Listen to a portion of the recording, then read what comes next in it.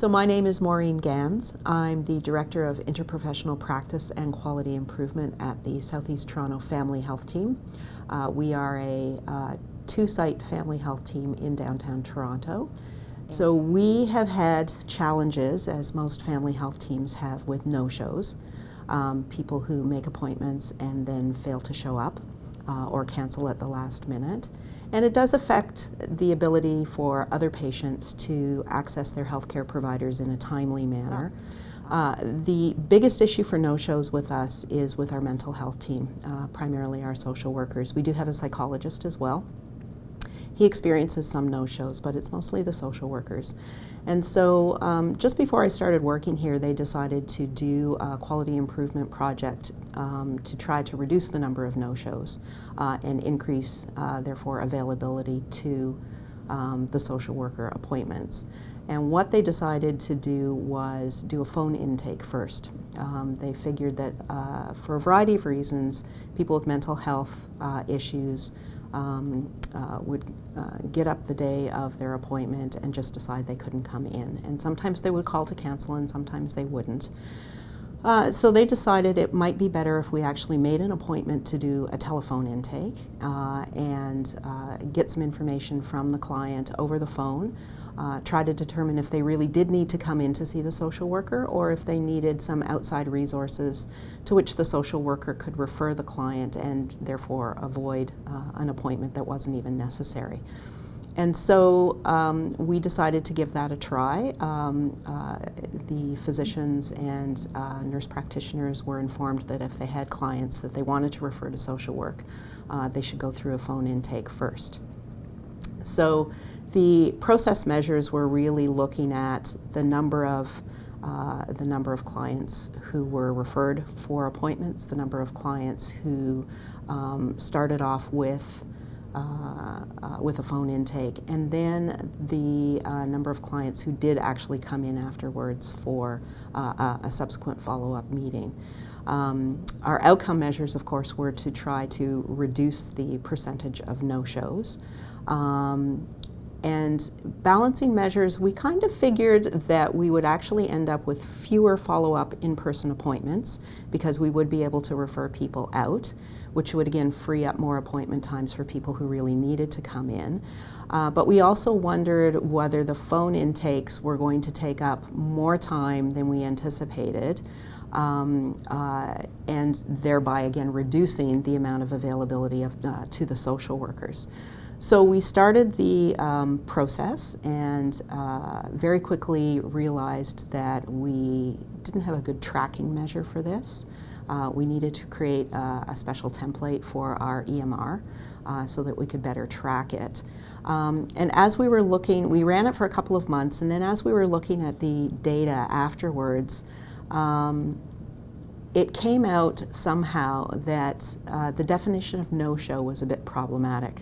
So really important to get your operational definitions right before you start any kind of quality improvement project.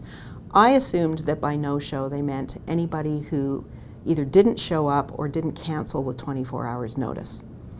They told me that no-show meant anybody who didn't cancel, anybody who didn't call to cancel. So if they called 15 minutes prior to their appointment, they weren't considered a no-show, which to me made no sense because if the whole purpose is to try to increase appointment times to available social workers, you need 24 hours notice. So we are going back now and redoing the PDSA with some better definition, operational definition, as well as a better template in the EMR so that we can more easily track the data because it had been a hand count up until now. So I think, to me, this example illustrates the need to really think out your quality improvement project before you start. You need to define what you're looking at. You need to figure out your process and balancing measures and your outcome measures. Because if you don't do that ahead of time, if you wait until afterwards, you realize that you haven't been able to collect your data properly. So I think in terms of planning for measurement, we do have a quality committee. Some FITs call them a CQI committee. We just call ours a quality committee. And whether we're looking at our HQO quality improvement plan or our own internal quality improvement plan, at the start of every year we have a planning half day. And we get together and we throw all our projects on the table and all our potential new projects on the table, and we say, how do we move forward with this?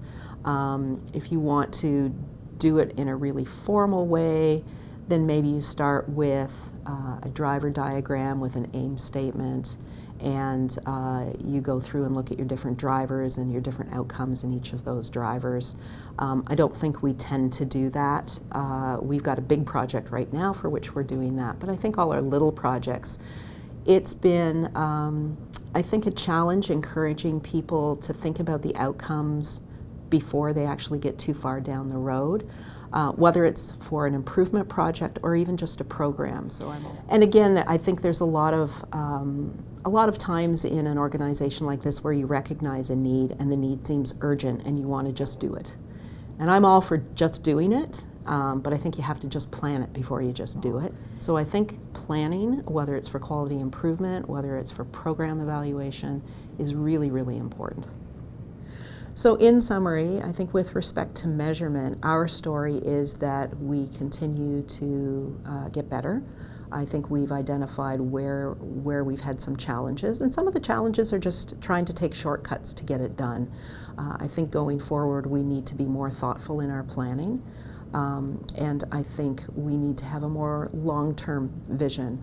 I think the idea is always put something in place and let's collect the data and let's get better, and that's great, but it takes more time than most people recognize.